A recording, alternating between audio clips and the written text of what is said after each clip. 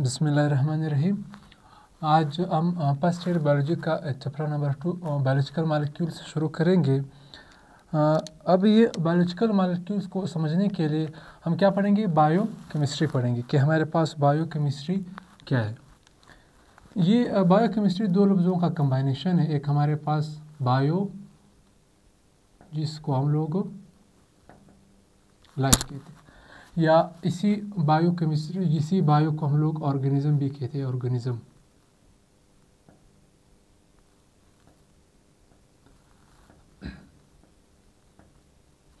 दूसरा लफ्ज़ जो हमारे पास है वो केमिस्ट्री से। केमिस्ट्री तो हम सबको पता है केमिस्ट्री क्या है। अभी हम थोड़ा डिफाइन करेंगे कि ये केमिस्ट्री क्या है। केमिस्ट्री हमारे पास साइंस का एक ब्रांच है जिसमें हम क्या करते हैं, किसी मैटर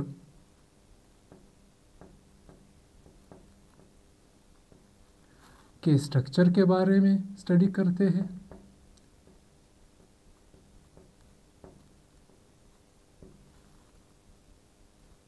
और किसी मैटर के कंपोजिशन के बारे में और उसकी प्रॉपर्टीज़ के बारे में। ये सिंपल डेफिनेशन हमारे पास केमिस्ट्री का है। समझ आए कि हमारे पास क्या होता है। केमिस्ट्री जो होता है साइंस का वो ब्रांच है जिसमें हम किसी मैटर के स्ट्रक्चर और कंपोजिशन और प्रॉपर्टीज़ पढ़ते हैं। दूसरा जो यहाँ पर लफ्ज़ था बायो, बायो आप सिंपल ले सकते हो कि बायो में हम क्या करते हैं, ऑर्गेनिजम्स मतलब जानदारों के बारे में पढ़ते हैं। अभी जो दोनों का कंबाइनेशन तो हमारे पास क्या बनता है, बायो केमिस्ट्री बनता है। इसे केमिस्ट्री मिसाल के तौर पर हमारे पास यहाँ पर जो मैटर है ग्लूकोज, ये ग्लूकोज एक मैटर है। यही ग्लूकोज अभी किधर पाया जाता है, लिविंग ऑर्गेनिज्म के अंदर होता है। अब हम क्या करते हैं, इसी ग्लूकोज के स्ट्रक्चर के बारे में पढ़ते हैं कि इसका स्ट्रक्चर किस तरह है और कंपोजिशन किस तरह है और इसकी प्रॉपर्टी किस तरह है, मतलब ऑर्गेनिजम्स में। तो इसको हम क्या कहते हैं, बायो केमिस्ट्री कहते हैं। अब हम अगर बायो केमिस्ट्री को डिफाइन करें तो इसकी डिफाइन होने से पहले हम ये पॉइंट लिख सकते हैं कि हमारे पास ये क्या है, ये एक ब्रांच है, ब्रांच ऑफ बायोलॉजी, मतलब बायो का ये एक ब्रांच। दूसरा हम इसको डिफाइन किस तरह करेंगे, इसको हम इस तरह डिफाइन करेंगे कि द स्टडी ऑफ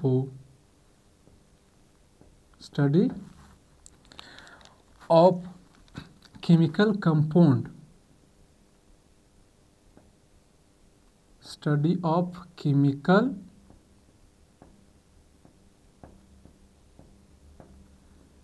कंपाउंड और केमिकल प्रोसेसेस, केमिकल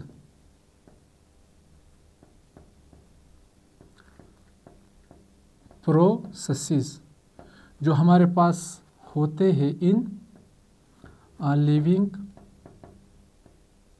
ऑर्गेनिज्म या living things are called bio chemistry. मतलब आप बायो केमिस्ट्री को सिंपल इस तरह डिफाइन कर सकते हैं कि हमारे पास जो केमिकल कंपाउंड होते हैं और केमिकल प्रोसेस, मतलब लिविंग ऑर्गेनिज्म के अंदर जो केमिकल कंपाउंड होते हैं और उनके अंदर जो केमिकल प्रोसेसेस हो रहे होते हैं, इनके बारे में स्टडी करने को हम क्या कहते हैं, बायो केमिस्ट्री कहते हैं। आप इसको केमिस्ट्री ऑफ लाइफ भी कह सकते हैं क्योंकि हमारे पास क्या होता है, बायो का मतलब क्या है, लाइफ। इसको हम सिंपल इस तरह लिख सकते हैं, केमिस्ट्री ऑफ लाइफ। अभी यहाँ पर एक लफ्ज़ आया है केमिकल कंपाउंड। ये केमिकल कंपाउंड हमारे पास क्या है, इसको हम समझते हैं।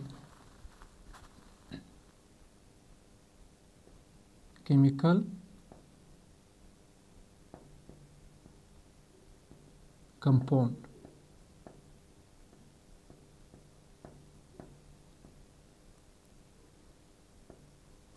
अब इसी केमिकल कंपाउंड को हम लोग बायो मॉलिक्यूल्स भी कहते हैं, बायो मॉलिक्यूल्स। या हम इसी केमिकल कंपाउंड को बायोलॉजिकल मॉलिक्यूल्स कहते हैं, बायोलॉजिकल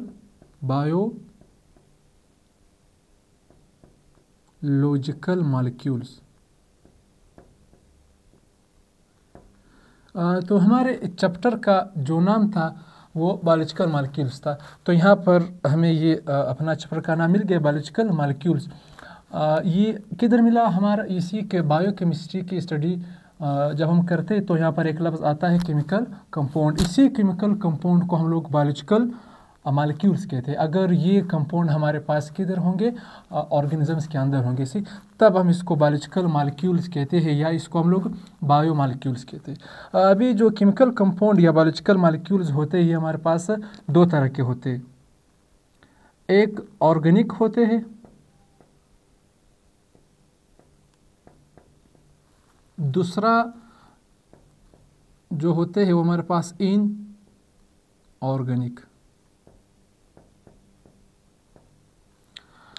अभी जो हमारे पास ऑर्गेनिक होते हैं, ऑर्गेनिक कौन कौन से होते हैं?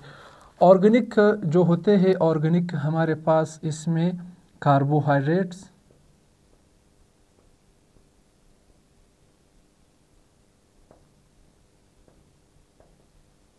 Protein,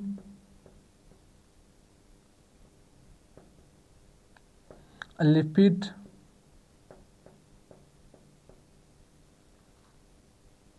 vitamin,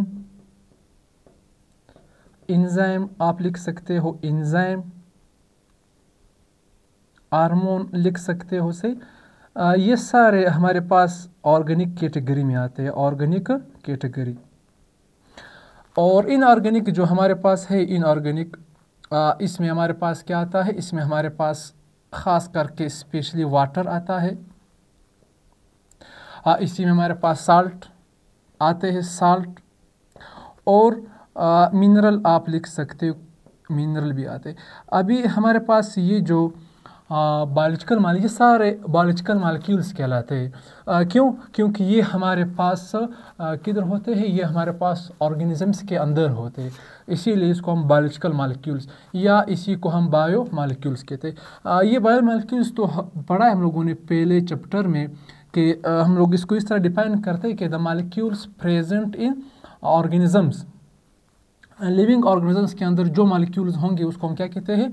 bio molecules. वो जो मॉलिक्यूल्स होंगे हमारे पास कार्बोहाइड्रेट, प्रोटीन, लिपिड वगैरह आते हैं, ऐसे वाटर और साल्ट और मिनरल्स, ये फिर किस कैटेगरी में आते हैं? ये हमारे पास ऑर्गेनिक में आते हैं। ये तो क्लियर हो गया हमारे पास ये केमिकल कंपाउंड वाला पोर्शन। अभी ये जो दूसरा लफ्ज़ आ रहा है हमारे पास क्या है? केमिकल प्रोसेसेस जो लिखा है, इसको अब हम समझते हैं कि हमारे पास केमिकल प्रोसेस क्या होता है। केमिकल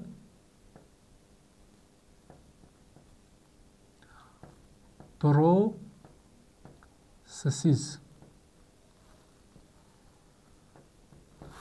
केमिकल प्रोसेसेस को हम सिंपल आप इसको केमिकल रिएक्शन भी कह सकते हैं। केमिकल रिएक्शन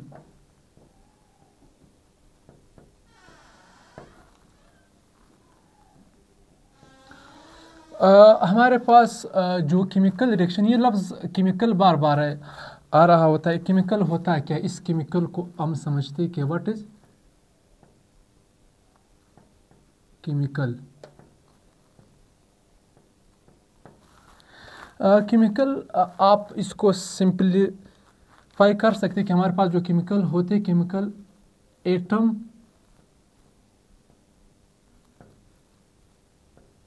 मॉलिक्यूल्स,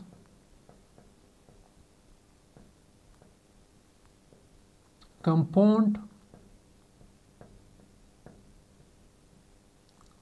आइंस आप लिखते, मतलब ये सिंपल अगर हम इसको की तो ये सारे हमारे पास किस कैटेगरी में आते हैं? ये सारे के सारे हमारे पास केमिकल्स में आते हैं, केमिकल्स। तो ये लफ्ज़ बार बार आ रहा था केमिकल, तो केमिकल इनको कहते हैं, सही सिंपल अगर हम कहें। दूसरा जो लफ्ज़ है रिएक्शन, लफ्ज़ लिखा है। रिएक्शन क्या होता है? रिएक्शन एक ऐसा प्रोसेस होता है जिसमें बॉन्ड ब्रेक होता है और फिर क्या होता है? नए बॉन्ड बन जाता है। इस तरह के प्रोसेस को हम रिएक्शन कहते हैं।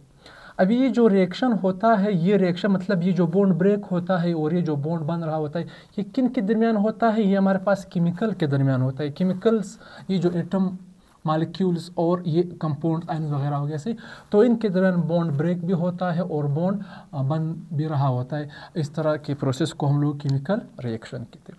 अभी हमारे पास ये जो केमिकल प्रोसेस जो होते हैं, हम किधर पढ़ते हैं इसको? लिविंग ऑर्गेनिज्म में पढ़ते हैं। ये प्रोसेस जो लिविंग ऑर्गेनिज्म में होते हैं, ख़ास करके इस प्रोसेस को फिर हम लोग मेटाबॉलिज्म कहते हैं। क्या कहते हैं इसको हम लोग? मेटाबॉलिज्म।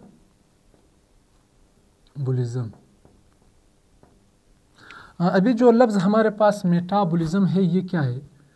इसको आप सिंपल लिख सकते हैं कि हमारे पास sum of all reaction taking place in a living cell.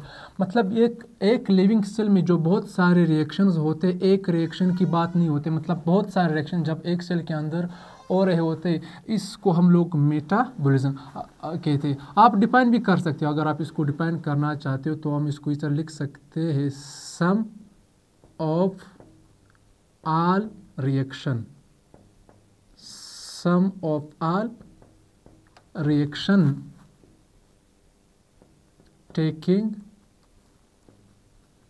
place in a living cell। मतलब किसी लिविंग सेल के अंदर, लिविंग सेल के अंदर जो रिएक्शन हो रहे होते हैं, इसको हम लोग मेटाबॉलिज्म कहते हैं। यहाँ पर लफ्ज़ सम लिखा है। सम का मतलब है जब बहुत सारे रिएक्शन जब एक सेल के अंदर हो रहे होते, तो इसको मेटाबॉलिज्म कहते हैं। मिसाल के तौर पर सिंपल आप इसको कह सकते हैं, हमारे पास जिस तरह फोटोसिंथेसिस प्लांट में होता है, ये एक मेटाबॉलिक प्रोसेस है, फोटोसिंथेसिस।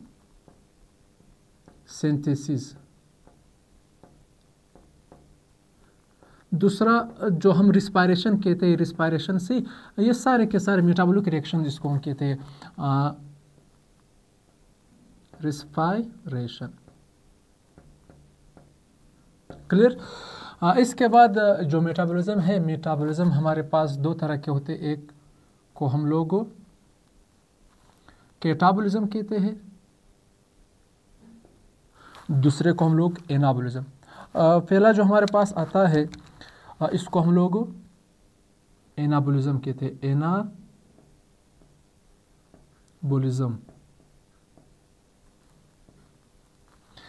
दूसरे नंबर पर जो आता है, उसको हम लोग क्या कहते हैं? कैटाबॉलिज्म कहते हैं। अभी एनाबॉलिज्म को समझते हैं कि हमारे पास एनाबॉलिज्म क्या है। ये जो एनाबॉलिज्म है, इसको आप सिंपल लिख सकते हो, इसको कंडेंसेशन रिएक्शन भी कहते हैं, कंडेंसेशन। और इसी एनाबॉलिज्म को हम लोग डिहाइड्रेशन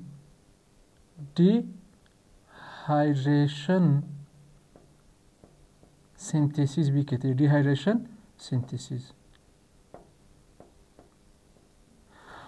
छोटे क्लासेस में जब हम पढ़ते थे, मेटाबॉलिज्म के दो टाइप थे, एक एनाबॉलिज्म था, एक हमारे पास कैटाबॉलिज्म।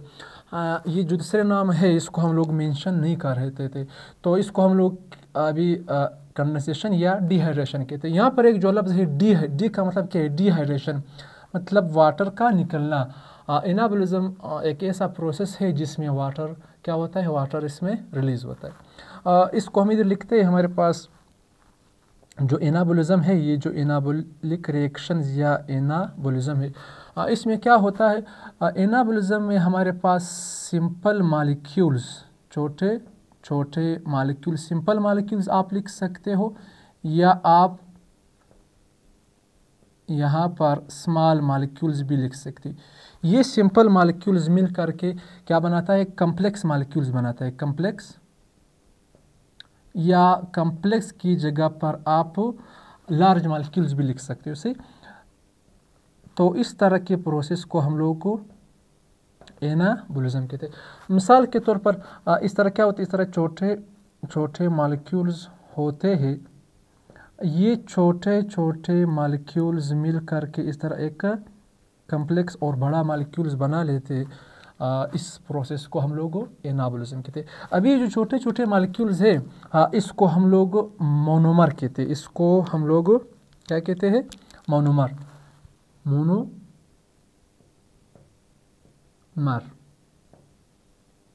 मोनोमर दो लफ्ज़ों से मिलकर के बना। एक का मतलब है मोनो का मतलब एक, मर का मतलब क्या होता है? यूनिट। मतलब एक एक यूनिट मिलकर के पॉलीमर बनाता है। पॉली का मतलब है ज़्यादा, मर का मतलब क्या है? यूनिट। जिस तरह हम पर्स करें, कमरे की बात करें, हमारे पास जब हम कमरा बनाते हैं तो कमरा ईंट से मिलकर के बना होता है। ईंट और एक ईंट को हम लोग मोनोमर कहते हैं। जब ये बहुत सारे ईंट मिलकर के एक कमरा बनाता है तब हम इसको क्या कहते हैं? तब हम इसको पॉलीमर कहते हैं। मिसाल के तौर पर यहाँ पर हमारे पास क्या होता है? Amino acid. क्या है? अमाइनो एसिड एक मोनोमर है। ये अमाइनो एसिड मिलकर के पॉलीमर बनाता है। पॉलीमर का मतलब क्या है? प्रोटीन, या यहाँ पर आप पेप्टाइड भी लिख सकते हैं, मतलब पॉलीपेप्टाइड। तो मैं सिंपल लिखूंगा प्रोटीन। मतलब जब बहुत सारे अमाइनो एसिड मिलकर क्या बनाता है? प्रोटीन बनाता है। तो इसका एक मिसाल है। और इसी प्रोसेस में जो हमारे पास ये एनाबॉलिक प्रोसेस होता है, इसमें पहले हम लोगों ने पढ़ा था कि इसमें वाटर रिलीज होता है। यहाँ पर क्या होता है? Water release. इस प्रोसेस में वाटर रिलीज होता है। दूसरा इसमें हमारे पास क्या होता है? इस प्रोसेस में एनर्जी की ज़रूरत होता है। Need energy. ये जो एनर्जी नीड है, ये एनर्जी क्या करता है? ये जो मोनोमर होते थे, छोटे छोटे जो मोनोमर थे, इसको लिंक करने के लिए, मतलब इनके दरमियान बॉन्ड बनाने के लिए क्या होता है? एनर्जी ज़रूरत होता है। फिर यही एनर्जी इन बॉन्ड के दरमियान स्टोर हो जाती है। फिर मिसाल के तौर पर हमारे पास अभी क्या बना? प्रोटीन। तो प्रोटीन एक कम्प्लेक्स मालिक्यूल्स है। यहाँ पर बहुत सारे अमाइनो एसिड, इनके दरमियान क्या बना होता है? बॉन्ड बना होता है। और ये एनर्जी, मतलब एनाबॉलिक रिएक्शन जिसे हम कहते हैं, या एनाबोलिज्म कहते हैं, या कंडेंसेशन जिसको हम कहते हैं, इस प्रोसेस को होने के लिए क्या होता है? एनर्जी नीड होता है। ये एनर्जी जो होता है क्या करता है? मोनोमर्स को मिलाने के लिए हमारे पास क्या होता है? मोनोमर्स को मिलाने के लिए, मतलब इनके दरमियान बॉन्ड्स बनाने के लिए जो एनर्जी क्या होता है? दरकार होती है। इसी एनर्जी को मतलब यही जो एनर्जी होता है ये क्या करता है? इसी एटम्स वगैरह को बाइंड अप करते हैं, मिलाते हैं इसे। तो ये था हमारे पास एनाबोलिज्म। इसके बाद हमारे पास क्या है? कैटाबोलिज्म क्या होता है? व्हाट इज कैटाबोलिज्म या कैटाबोलिक रिएक्शन? कैटाबोलिज्म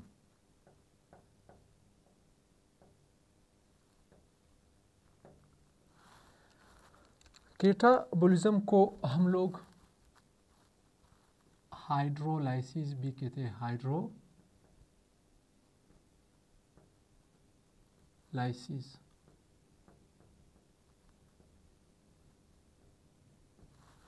इसी कैटाबोलिज्म को हम लोग हाइड्रेशन भी कहते हैं। हाइड्रेशन का सिंपल मानी है कि वाटर का ऐड होना। वाटर का, यहाँ पर तो वाटर रिलीज होते थे और यहाँ पर हमारे पास क्या होता है? Water add. इस प्रोसेस में फिर हमारे पास क्या होता है? इस प्रोसेस में फिर कम्प्लेक्स जो मॉलिक्यूल्स होते हैं, कम्प्लेक्स मॉलिक्यूल्स, या आप सिंपल लिख सकते हो लार्ज मॉलिक्यूल्स जो होते हैं, वो इस प्रोसेस में ब्रेक हो करके सिंपल मॉलिक्यूल्स या स्मॉल मॉलिक्यूल्स,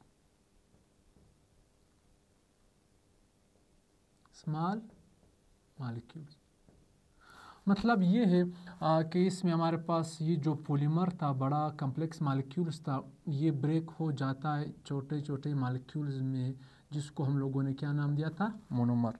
मतलब पॉलीमर ब्रेक हो जाता है, इसमें क्या था? Polymer, monomer.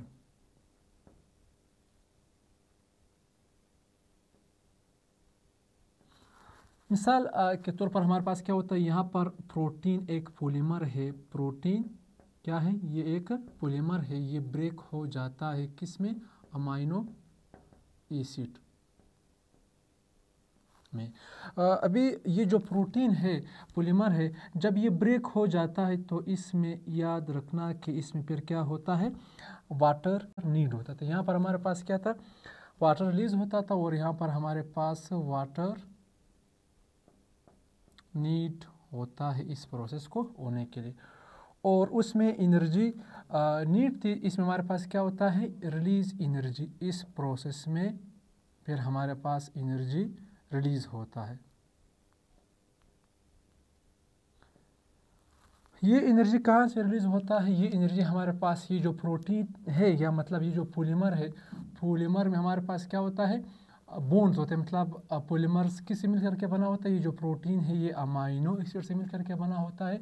मिसाल के तौर पर ये अमाइनो एसिड है, और ये भी हमारे पास क्या है, अमाइनो एसिड। इन दोनों को लिंक करने के लिए जो एनर्जी क्या थी, नीड थी, तो ये बॉन्ड बनाने के लिए, तो यहाँ पर हमारे पास क्या होगा, ये बॉन्ड ब्रेक होगा तो इससे एनर्जी रिलीज होगा। यही एनर्जी को फिर हम क्या करते हैं, यूज़ करते हैं वर्किंग के लिए। यूज़ फॉर वर्किंग मतलब काम करने के लिए, हम जो मुख्तलिफ काम करते हैं, बातें करते हैं, इसके लिए जो एनर्जी हम इस्तेमाल करते हैं वो क्या होता है, इसी कैटाबॉलिज्म या कैटाबॉलिक प्रोसेस से रिलीज होती है।